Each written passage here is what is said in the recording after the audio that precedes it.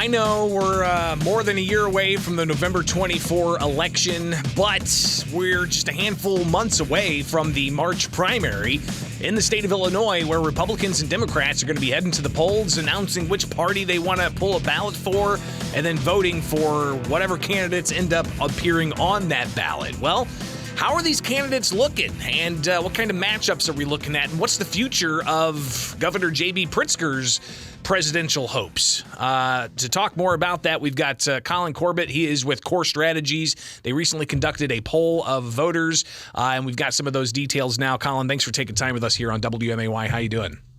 Great to see you this morning. I'm doing great. Likewise. All right, so you released the poll data yesterday. Give us how many people you polled and some of the top lines that you pulled out of it. Yeah, we got over 800 people in the state of Illinois, so got a good sample. And looking at the presidential race, it wasn't surprising at the top. When you saw Biden and Trump doing very well, leading both of their primaries for president, that wasn't a surprise. Obviously, Biden at 81%. He's the sitting president. You'd expect that. Trump's been dominating the field on the Republican side, so him being at 53% on the Republican side wasn't a surprise.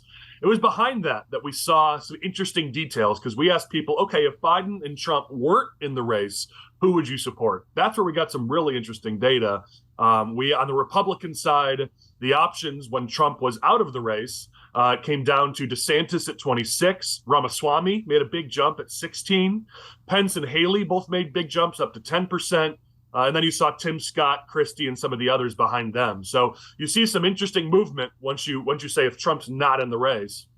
On the Democrat side, we gave a bunch of names, and Kamala Harris got first at 28 once Biden was out of the race.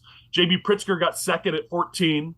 And then you saw Stacey Abrams, Bernie Sanders, and some others come behind them. So some interesting details once you ask if the frontrunners aren't in the race, which both of the frontrunners are older. Neither one is very popular in the general election. So it's not an inconceivable future in 2024 where one or both of these candidates isn't actually even in the race. You know, Illinois is considered a purple state. While there are Republicans, a lot of them may be considered moderates. Tell us about some of the stuff you found when looking at how the moderates break down in all of this.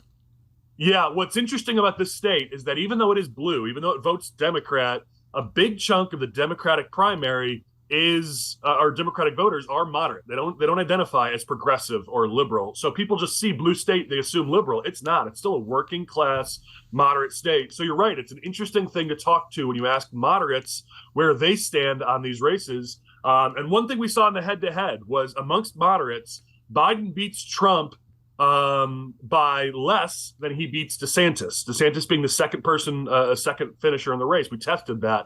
DeSantis actually does 5 points better amongst moderates. He does 5 points better amongst independents.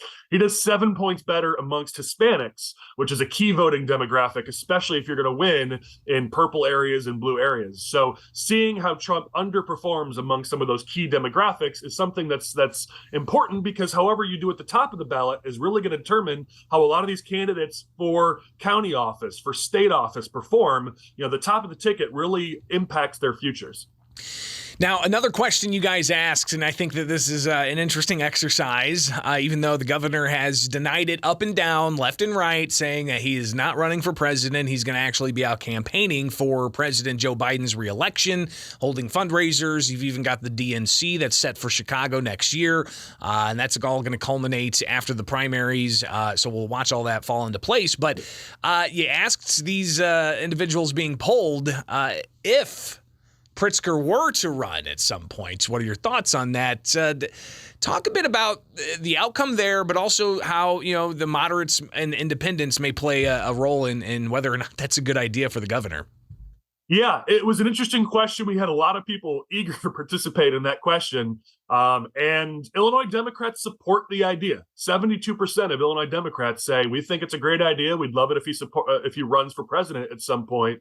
But as you kind of intimated, independents, on the other hand, were strongly opposed. 60% opposed, only 15% supported the idea of Pritzker running for president. And that wasn't a huge surprise, because what we've seen out of Pritzker over the last couple of years is a hard leftward turn as he really works to make his progressive base happy, and angle himself to potentially be that Democratic nominee. You can't get nominated for president on the Democratic side if you don't have strong far-left credentials, strong progressive credentials. And so that's what he's done, is build those credentials up.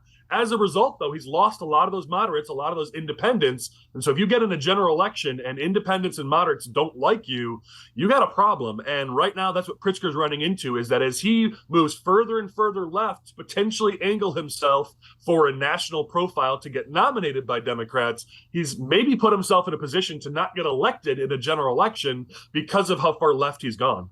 Collin Corbett with Cor Strategies. Greatly appreciate you taking the time. It's all the time we've got, though. If people want to see this poll or any other reporting out there, where can they find it? Go to corstrategies.com or find us on YouTube under Long Nine Studio. We release a lot of political strategy information there every week. Collin, thank you so much. We'll talk again soon, all right? Thanks, Greg. It is Springfield's Morning News on 92.7 WMAY, Springfield's news and